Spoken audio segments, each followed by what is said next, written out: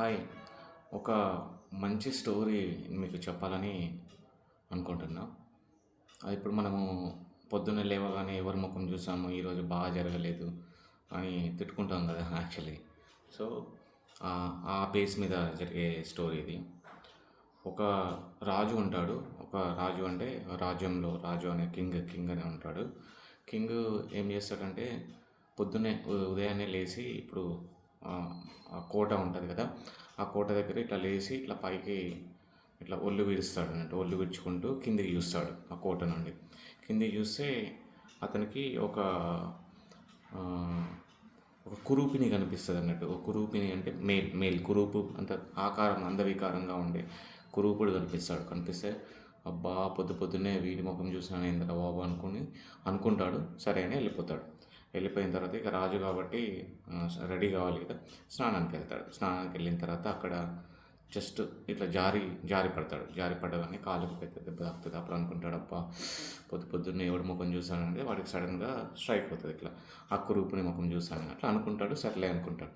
So అట్లా స్నానం చేసి వచ్చి బయటికి వచ్చి డ్రెస్ వేసుకున్నప్పుడు ఎవరో సైనికులు వాళ్ళు వచ్చేసి వాళ్ళ మిస్సెస్ ఉంటుంది కదా, మహారాణి గర్భస్రావం అబార్ట్ అయిపోయింది, గర్భస్రావం అయింది అని చెప్తాడు. అప్పుడు ఇంకా కోపం వస్తుంది. అంటే అదే నిజమే, ఆ పొద్దున చూసిన వాడి వల్లనే జరిగిందని చెప్పేసి అనుకున్న లోపే ఇంకొక వేరే సైనికులు వచ్చేసి, మహారాజా మన రాజ్యాన్ని ఆక్రమిస్తున్నారు, మనకు కొంచెం భూభాగం కూడా పోయింది, మనం ఓడిపోతున్న మహారాజా అంటాడు. అనగానే కొంచెం ఇంకా కన్ఫర్మ్ చేసుకుంటాడు, ఈరోజు పొద్దున చూడడం వల్లే ఈరోజు బాగాలేదు అని. వెంటనే సైనికులను పిలిపించి అక్కడ ఉండే కురూపుడు ఉంటాడు కదా, అందవికారంగా ఉండే అతన్ని ఉరి తీయండి అంటాడు. ఉరి తీయండి అంటే ఆటోమేటిక్గా సరే అని వాడిని పట్టుకురావడానికి వెళ్తారు. అప్పుడు మంత్రి వచ్చి అడుగుతాడు, మహారాజా ఏం తప్పు చేయకుండా అతన్ని ఉరి తీయడం కూడా కరెక్ట్ కాదంటే ఈ కారణాలు చెప్తాడు. నేను పొద్దున చూసినా ఇవన్నీ జరిగినాయి, ఇంకేం కారణాలు కావాలి, నేను నా డిసిషన్ వాపస్ తీసుకుని, నా నిర్ణయాన్ని వాపస్ తీసుకొని అతన్ని ఉరి తీయండి అంటాడు. సో అప్పుడు మహారాజా సరే మీ ఆజ్ఞను శిరసావధిస్తాం, కానీ ఒకసారి అయితే మనము అతని అడుగుతాం, చివరి కోరిక అంటూ ఒకటి ఉంటుంది కదా, ఆ కోరిక ఏందో అడిగి అప్పుడు ఉరిదిద్దాము, అట్లీస్ట్ అదన్నా చేద్దాం మహారాజా, మన గురించి మంచిగా చెప్పుకునేటప్పుడు అంటే సరే అడిగి వాడికి ఆ చివరి కోరిక ఏందో ఉండి తీర్చేసి ఉరిదీయండి అని చెప్తాడు. సో ఆ మంత్రి ఆ కురూపిడి దగ్గరికి వెళ్ళేసి అడుగుతాడు, ఇట్లా సరే నిన్ను ఉరి తీయబోతున్నాము,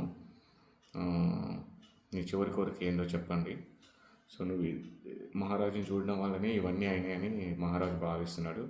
సరే whatever it may be, మీ చివరి కోరిక ఏందో చెప్తే నేను అది మీకు జరిగేటట్టుగా చూస్తాను అంటే, ఏం లేదు మంత్రి గారు, నాకు ఒక్కసారి మహారాజుని చూడాలని ఉంది అంటాడు.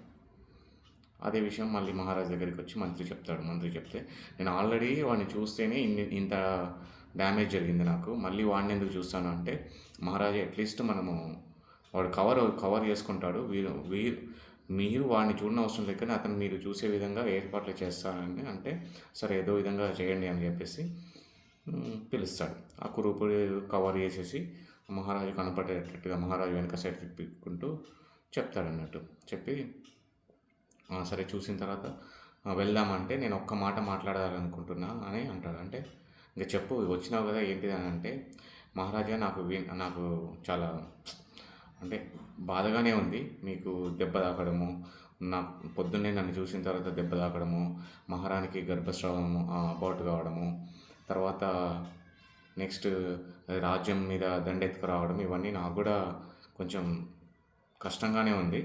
కానీ నేను పొద్దున్నే నా ముఖం చూసినందుకు మీరు భావిస్తున్నారు కదా, కానీ నేను కూడా